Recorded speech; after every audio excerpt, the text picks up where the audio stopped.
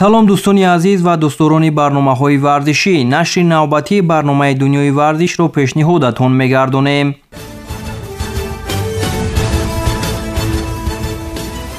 медали тиллои Темур Раҳимов дар Гранд Слам Баку 2022.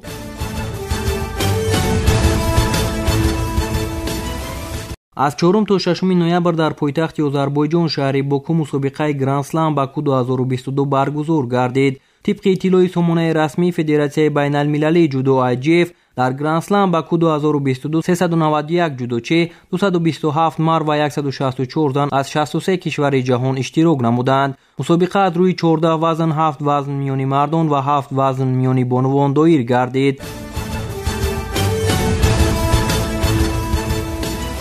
توجیکستان در این مسابقه 12 جودوکار مسلمبек Каримов و محمد محمدی‌زاده در وزن تو 60 کیلوگرم، کیومر اسنورов و مولا رجب خلیفاєв در وزن تو 66 کیلوگرم، بهروز خوجازاده و ابوبکر شیرов در وزن تو 73 کیلوگرم، سومون محمدبеков در وزن تو 81 کیلوگرم، کامران شاه سپیریان و جهانگیر مجیدов در وزن تو 90 کیلوگرم، امامرضا انورزاده و رحمت الله میرزایев در وزن تو 100 کیلوگرم و تیمور رحیمov در وزن با اضافه 100 کیلوگرم در رقابت‌ها میان مردان نمایندگی کردند.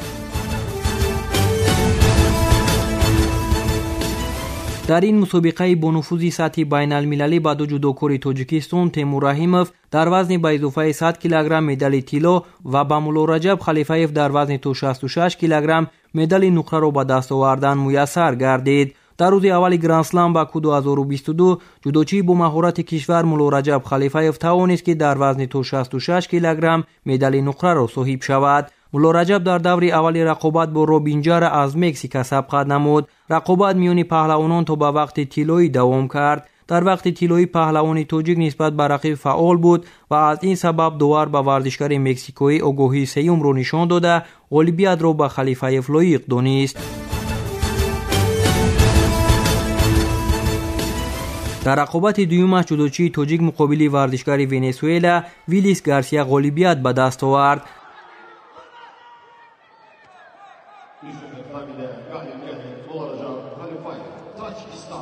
در رقابت سیومش مولا رجب جودوکاری با مهارت ازبک محریدین طلایف را در وقت طلایی با امتیاز ایپون شکست داد و به دور یک چهارنهایی راه یافت.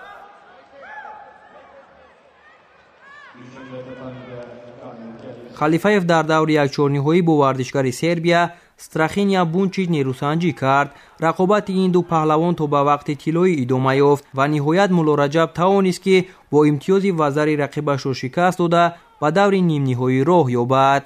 برای به فینال برآمدن در دور نیم نهایی مولا رجب با جودوچی با مهارت مغول ارخنبایر به تاک رقابت نمود. در این مبارزه جودوچی تاجیک توانست با یک باوری امتیاز ایپون به دست آورده و دور نهایی را خط گیرد. در دور نهایی مولا رجب با ورزشکار مولداوا دنیس ویرو برای عنوان قهرمانی مبارزه بردند. تقدیر رقابت میان این دو جودوکار با آگاهی یعنی با شیدا معلوم گردید. پهلوان امیدبخش کشور ما در رقابت نهایی با سه آگاهی غالبیت را از دست داد و صاحب مدال نقره گردید. همین طریق دنیس ویرو از کشور مولداوا در وزن تو 66 کیلوگرم مدال طلا را به دست آورد. جایهای سوم را دیوید گارسیا از اسپانیا و اورهان سفرov از آذربایجان صاحب شدند.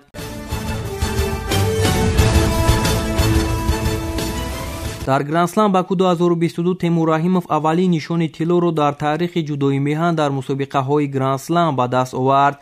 برای به این نتیجه را صاحب شدن پهلوانی سنگین وزن کشور راههای طولانی را طی نمود. بارها در چنین مسابقه ها کوشش کرد که به این نتیجه دست یابد، لیکن برایش در گرند سلم باکو 2022 میسر گردید تا که مدال طلا را به دست بیاورد. قبلا تیمور در مسابقه های گرند سلم مدال نقره و برنجی را به گردن آویخته بود.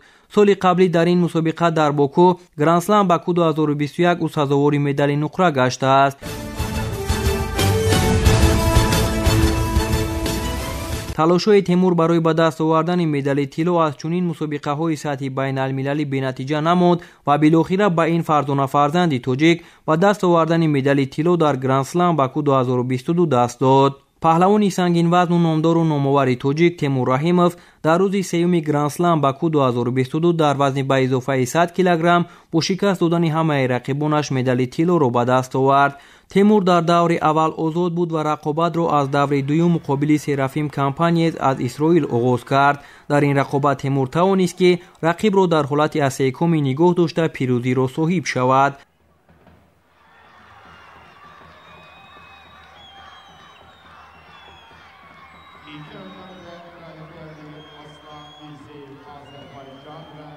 در دور یک نهایی رقیب جودوکاری کشور ما تیمور رحیموف سبا اینانیشویلی از گرجستان گردید. تیمور در جریان رقابت توانست که در لحظه های آخر یک وزری کار کند و راهش را به دور نیم نهایی هموار سازد. در مرحله نیم نهایی تیمور با مرتی پومالایننی 25 ساله از کشور فنلاندیا سبق نمود. در این رقابت رحیموف توانست که سربلندانه با امتیاز ایپون پیروزی به دست آورده و فینال مسابقه راهش را هموار نماید. برای به دست آوردن مدال طلا تیمور رحیموف با یک پرتافت طلایی مقابل جودوکاری ازبک علیشیر یوسوفوف با امتیاز ایپون مظفریت به دست آورد و توانست که اولین نشان طلا را در تاریخ جودوی تاجیکستان در مسابقه های گرند اسلم به دست بیاورد. همچنین تیمور با قهرمانی در گرند اسلم باکو 2022 صاحب 1000 امتیاز المپیک گردید و موقع خود را در صدر جدول بهترین جودوکاران سیاره نگاه داشت.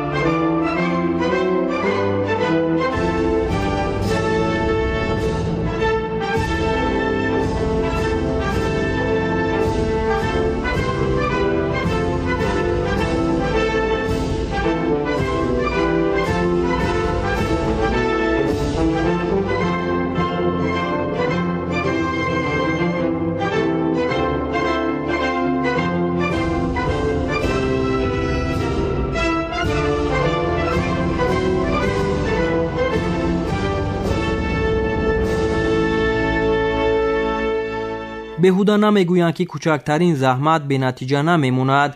روز 7 نوامبر سال 2022 از جانب رئیس مجلس ملی مجلس عالی جمهوری تاجیکستان رئیس شهر دوشنبه محترم رستم امامعلی و تیمور رحیموف عضو یکچین دسته منتخب جمهوری تاجیکستان دستپرور مؤسسه دولتی مکتب جمهوریوی مهارت عالی ورزشی عاید به نمادهای گوشتین برای به دست آوردن مدال طلای گرند اسلم باکو 2022 در کشور آذربایجان خانه دو حجرگی در شهر دوشنبه با تمام شرایط روزگار تحفه کرده شد.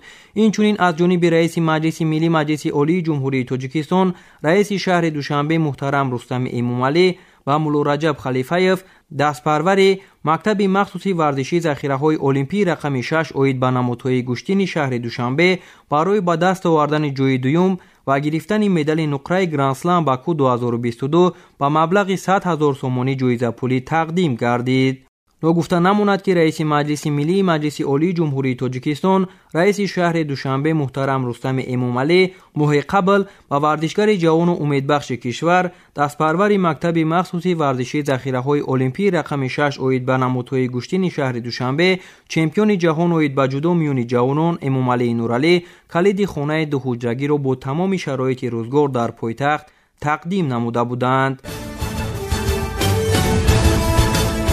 دوستان عزیز، اینجا میرسیم به فرجام برنامه دنیای ورزش. تا برنامه های دیگر تنصیحت و خانه آباد باشید و صحیفه ما را پیگیری نمایید.